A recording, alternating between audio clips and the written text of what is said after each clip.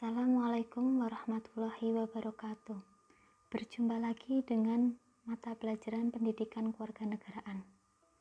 Cinta tanah air, kami bangsa Indonesia. Materi kelas 11 SMA. Untuk semester 1, kalian akan belajar tentang hak asasi manusia dalam perspektif Pancasila. Kemudian, kalian juga akan belajar tentang sistem dan dinamika demokrasi. Di bab 3-nya, kalian akan belajar tentang sistem hukum dan peradilan di Indonesia. Sedangkan di semester 2, kalian akan belajar tentang peran Indonesia dalam perdamaian dunia. Kemudian di bab 5-nya, kalian akan belajar tentang mewaspadai ancaman terhadap negara kesatuan Republik Indonesia. Dan di bab terakhir, kalian akan belajar tentang memperkukuh persatuan dan kesatuan bangsa. Untuk sumber belajarnya, kalian bisa menggunakan buku seperti yang ada di gambar. Selanjutnya, untuk bab 1 tentang harmonisasi hak dan kewajiban asasi manusia dalam perspektif Pancasila. Dalam hak asasi manusia, Pancasila dijadikan sebagai dasar dalam penerapan sehari-hari agar tidak menyimpang dari pelanggaran hak asasi manusia. Kemudian, pada peta konsep materi harmonisasi hak dan kewajiban dalam perspektif Pancasila, materi yang pertama akan kita bahas adalah tentang konsep hak dan kewajiban asasi manusia. Dalam konsep hak dan kewajiban, kalian akan mempelajari tentang makna hak asasi, kemudian makna kewajiban asasi manusia. Kemudian di subbab berikutnya, kalian akan belajar tentang substansi hak dan kewajiban asasi manusia yang terbagi menjadi beberapa bagian. Yang pertama adalah hak dan kewajiban asasi manusia dalam nilai dasar Pancasila. Kemudian hak dan kewajiban asasi manusia dalam nilai instrumental Pancasila. Kemudian hak dan kewajiban asasi manusia dalam praksis sila-sila Pancasila. Kemudian di subbab berikutnya, kalian akan mempelajari tentang kasus-kasus pelanggaran hak asasi manusia yang pernah terjadi di Indonesia. Kemudian faktor apa saja sih yang menyebabkan kasus pelanggaran hak asasi manusia? Kemudian kasus pelanggaran hak asasi manusia di Indonesia itu dari masa lalu hingga sekarang. Contoh-contohnya seperti apa nanti akan kita pelajari di sub ketiga. Selanjutnya di subbab terakhir kalian akan belajar tentang upaya penegakan hak asasi manusia. Di sini kita akan lihat bagaimana sih upaya pemerintah dalam penegakan hak asasi manusia, kemudian upaya penanganan kasus pelanggaran hak asasi manusia. Dari materi-materi tersebut nanti diharapkan kalian mampu menganalisis makna dari hak asasi manusia, kemudian mampu mengidentifikasi pelanggaran hak asasi manusia, serta mampu mengembangkan sikap yang mendukung upaya pemerintah dalam menegakkan hak asasi manusia. Kemudian, berikut adalah contoh gambar tentang hak dan kewajiban.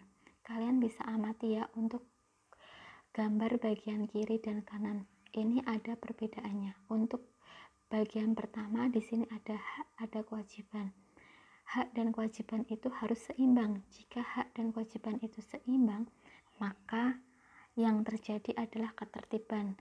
Tidak akan terjadi pelanggaran hak asasi manusia karena semua sudah terpenuhi. Kemudian, jika hak dan kewajiban ini berat sebelah, maka yang terjadi adalah pelanggaran hak asasi manusia, di mana hak lebih dominan daripada kewajiban, sehingga yang terjadi adalah banyaknya kasus-kasus pelanggaran hak asasi manusia. Kemudian makna hak dan kewajiban asasi manusia. Hak itu apakah? Ada yang tahu? Oke, hak itu adalah segala sesuatu yang dihormati, dijaga, dan dilindungi oleh setiap individu, setiap masyarakat, dan negara.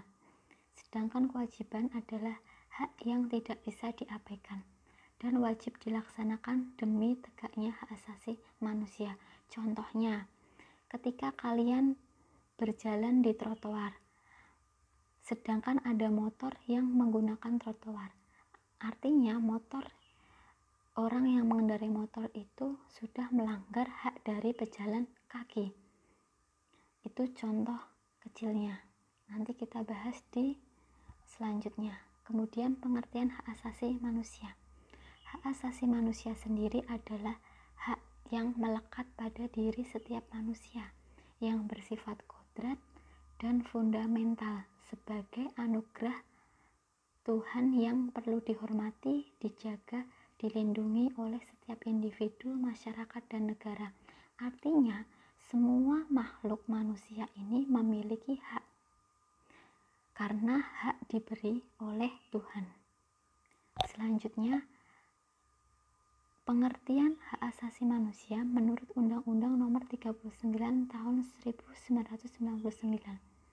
Pasal 1 menyebutkan bahwa hak asasi manusia adalah seperangkat hak yang melekat pada hakikat dan keberadaan manusia sebagai makhluk Tuhan yang Maha Esa dan merupakan anugerahnya yang wajib dihormati, dijunjung tinggi, dilindungi oleh negara, hukum, pemerintah, dan setiap orang demi kehormatan serta perlindungan harkat dan martabat manusia. Jadi di sini negara, orang, kemudian perorangan, kelompok, individu, masyarakat wajib menjunjung, menghormati hak asasi manusia. Dari dua pengertian tersebut, maka dapat kita simpulkan. Yang pertama, HAM itu tidak perlu diberikan, tidak dibeli ataupun diwarisi. Karena HAM adalah bagian dari manusia secara otomatis karena bersifat kodrati, pemberian langsung dari Tuhan. Kemudian yang kedua, hak asasi manusia ini berlaku untuk semua orang tanpa kecuali, baik itu di Eropa, di Indonesia, kemudian di Asia, di Amerika, semua berhak memiliki hak asasi manusia, baik dia berjenis kelamin perempuan, ras yang beraneka ragam, kemudian agama, etnis, pandangan politik, atau asal-usul sosial dan bangsa. Kemudian hak asasi manusia tidak bisa dilanggar. Tidak seorang pun mempunyai hak untuk membatasi atau melanggar hak orang lain. Artinya negara pun tidak boleh membatasi hak asasi manusia atau hak asasi warga negaranya. Kemudian orang tetap mempunyai hak meski negara membuat hukum yang tidak melindungi atau melanggar hak asasi manusia. Nah, dari sini tahukah kalian sifat dari hak asasi manusia? Pernah mendengar sifat-sifatnya apa saja? Sebenarnya dari pengertian tadi kalian sudah bisa mengambil beberapa sifat dari hak asasi manusia. Oke, baik, kita lanjut ya. Untuk sifat hak asasi manusia ada 4. Yang pertama ada universal. Tadi sudah Ibu sebutkan, arti universal berarti artinya umum. Tidak mengenal ras, tidak mengenal suku, tidak mengenal jenis kelamin ataupun negara. Kemudian utuh, ada hakiki, ada permanen. Kemudian untuk universal berarti berlaku untuk semua manusia tanpa terkecuali. Kemudian untuk utuh tidak dapat dibagi menjadi kecil ataupun besar. Tidak bisa manusia A memperoleh hak sebesar ini, kemudian manusia B memperoleh hak sekecil ini. Tidak bisa, semua memiliki hak yang sama. Kemudian hakiki berarti melekat pada manusia karena sebagai makhluk Tuhan. Karena manusia diciptakan oleh Tuhan, sehingga hak asasi manusia pun juga diberikan oleh Tuhan, sehingga bersifat hakiki atau kodrati. Kemudian permanen atau kekal, artinya melekat pada diri setiap manusia dan tidak dapat dipindah tangankan atau dicabut oleh orang lain. Artinya melekat pada diri manusia sehingga tidak bisa diwariskan, karena manusia ketika dia lahir sudah pasti memiliki hak. Selanjutnya, substansi hak dan kewajiban dalam Pancasila. Dalam nilai-nilai Pancasila dari sila 1 sampai 5 ini semua mengandung nilai-nilai dari hak asasi manusia. Yang pertama adalah nilai-nilai ketuhanan. Ketuhanan yang Maha Esa ini mengandung arti bahwa haknya memeluk agama dan melaksanakan ibadah. berhak untuk memeluk agama dan melaksanakan ibadah sesuai dengan kepercayaan masing-masing. Kewajiban berarti setiap manusia atau setiap warga negara Indonesia harus wajib menghormati perbedaan agama yang ada di negara Indonesia. Kemudian untuk sila kedua, kemanusiaan yang adil dan beradab. Yang terkandung adalah nilai-nilai kemanusiaan. Haknya adalah menempatkan kedudukan warga negara yang sama dalam hukum dan perlindungan. Warga negara ini memiliki kedudukan yang tinggi karena dia memiliki harkat dan martabat. Artinya orang lain tidak boleh menghina ataupun melanggar dari harkat martabat manusia lain. Kemudian kewajibannya itu memperlakukan orang lain sesuai harkat martabatnya. Artinya orang itu harus kita hargai, tidak boleh kita menjelekkan, menghina, membullying. Nah, itu sudah melakukan pelanggaran hak asasi manusia yang melanggar harkat atau martabat orang lain. Kemudian sila ketiga yaitu Persatuan Indonesia. Di sini yang terkandung adalah nilai-nilai persatuan. Haknya apa? Yaitu Negara Kesatuan Republik Indonesia mengakui dan menghargai sepenuhnya keanekaragaman yang dimiliki bangsa Indonesia.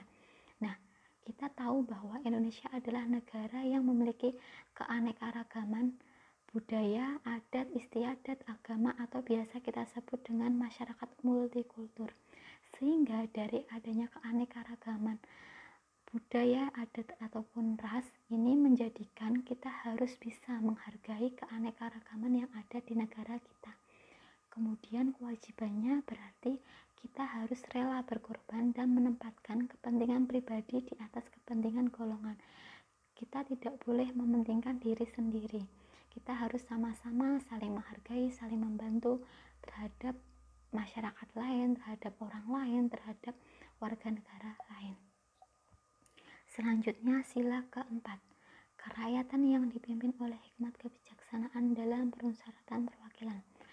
Pada sila keempat ini mengandung nilai-nilai kerakyatan atau biasa kita sebut sebagai sila demokrasi. Karena di sini ada hak atau peran aktif dari warga negara dalam menggunakan hak politik aktif maupun pasif. Di sini warga negara diberikan hak untuk memilih dalam artian memilih pejabat negara, memilih pimpinan negara, ataupun dia juga diberikan hak pasif. Hak politik pasif ini artinya mereka diperbolehkan diri atau ikut serta dalam pemerintahan. Kemudian kewajibannya ini dalam pelaksanaan musyawarah mufakat harus dilaksanakan dengan demokrasi tanpa tekanan atau paksaan orang lain, harus didasarkan pada hati nurani. Kemudian sila kelima, keadilan sosial bagi seluruh rakyat Indonesia. Pada nilai-nilai sila kelima ini terkandung keadilan. Haknya adalah setiap orang berhak atas kebutuhan dasar,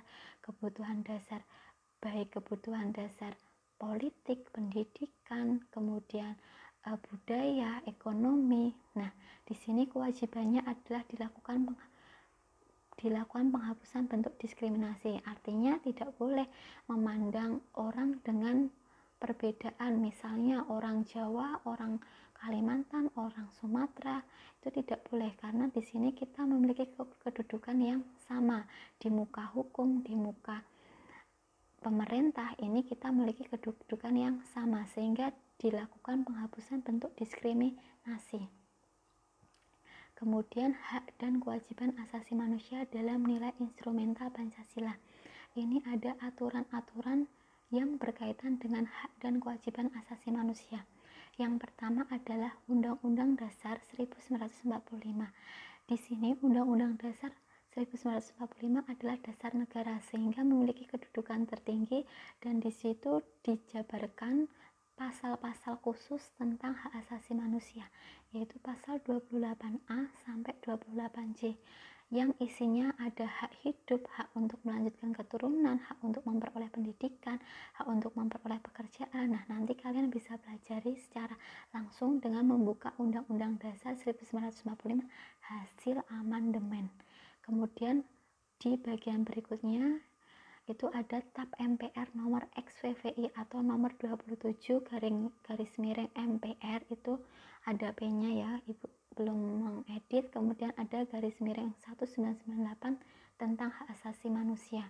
Kemudian dari situ maka diturunkan lagi di dalam undang-undang khusus atau peraturan perundang-undangan yang mengatur tentang hak asasi manusia, yaitu Undang-Undang Nomor 39 Tahun 1999 tentang hak asasi manusia. Kemudian diturunkan lagi ke dalam Undang-Undang Nomor 26 Tahun 2000 tentang pengadilan HAM. Kemudian substansi berikutnya dari sila-sila tersebut, maka sikap yang berkaitan dengan penegakan hak asasi manusia dari sila pertama hingga sila kelima. Untuk yang pertama, ketuhanan yang Maha Esa.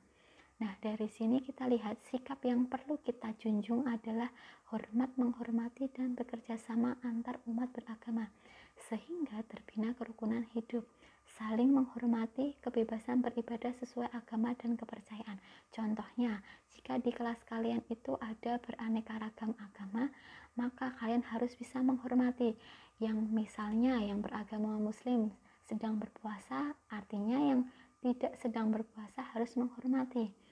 Sebaliknya, ketika yang non-Muslim sedang melaksanakan perayaan Hari Raya Natal ataupun Hari Raya Nyepi, artinya yang Muslim juga harus menghormati.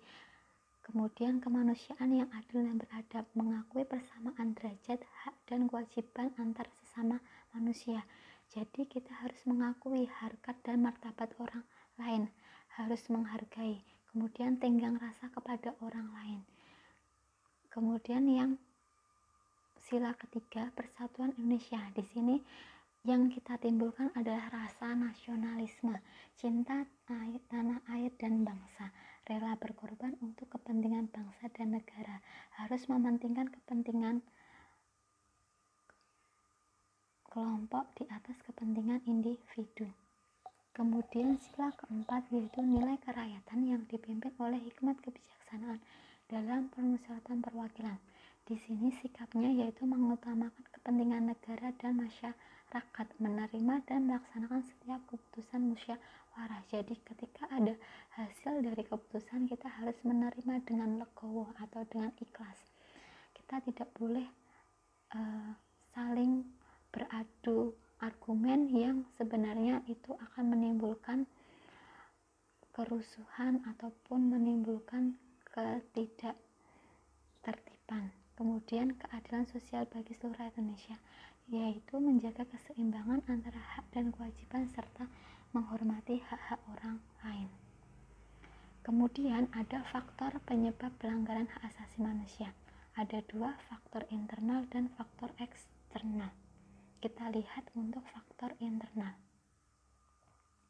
Di sini ada 3 faktor, ada sikap egois, rendahnya tingkat kesadaran terhadap hak asasi manusia, sikap tidak toleran terhadap orang lain. Artinya, jika faktor internal ini yang berasal dari diri setiap manusia, sehingga dari sikap-sikap itu maka menyebabkan pelanggaran hak asasi manusia. Kemudian faktor eksternal. Kalau faktor eksternal berarti ini berasal dari luar diri manusia.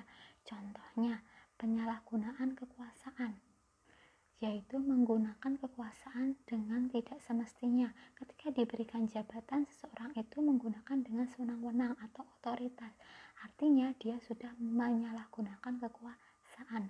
Kemudian ketidaktegasan aparat penegak hukum, yaitu sikap pesimis dari penegak hukum terhadap pelanggaran hak asasi manusia.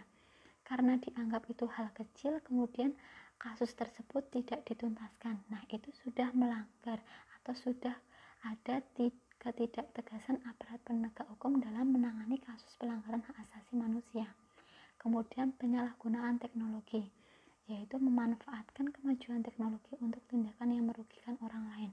Nah, di sini karena sekarang sudah mengalami masa modernisasi di mana teknologi itu adalah hal yang utama, sehingga kita dalam menggunakan teknologi itu harus dengan cermat, dengan teliti, dengan hati-hati. Tidak boleh karena dengan teknologi yang sangat canggih kita memanfaatkannya dengan melakukan tindakan bullying, tindakan yang terhadap orang lain, meskipun kita terkadang tidak kenal, kemudian kita memberikan kata-kata yang menyakitkan. Nah, itu sudah termasuk tindakan bullying atau pelanggaran hak asasi manusia. Kemudian kesenjangan ekonomi dan sosial yang tinggi, yaitu kesejahteraan tidak merata. Contohnya, yang kaya semakin kaya, yang miskin semakin miskin. Jika yang miskin semakin banyak, maka yang terjadi adalah pelanggaran hak asasi manusia. Contohnya banyak kasus, misalnya penjabretan, kemudian adanya pencurian. Nah, itu sudah menjadi pelanggaran hak asasi manusia karena kesenjangan ekonomi. Kemudian kasus-kasus pelanggaran hak asasi manusia di Indonesia nanti kita bahas untuk pertemuan berikutnya. Nanti ada periode masa lalu hingga periode sekarang. Nanti dikaitkan dengan Undang-Undang Nomor 26 Tahun 2000. Untuk hari ini materinya Ibu cukupkan. Jika ada pertanyaan silahkan bisa bertanya, bisa via WA ataupun nanti bisa komentar di Instagram. Saya cukupkan untuk hari ini, kurang lebihnya mohon maaf. Terima kasih. Wassalamualaikum warahmatullahi wabarakatuh.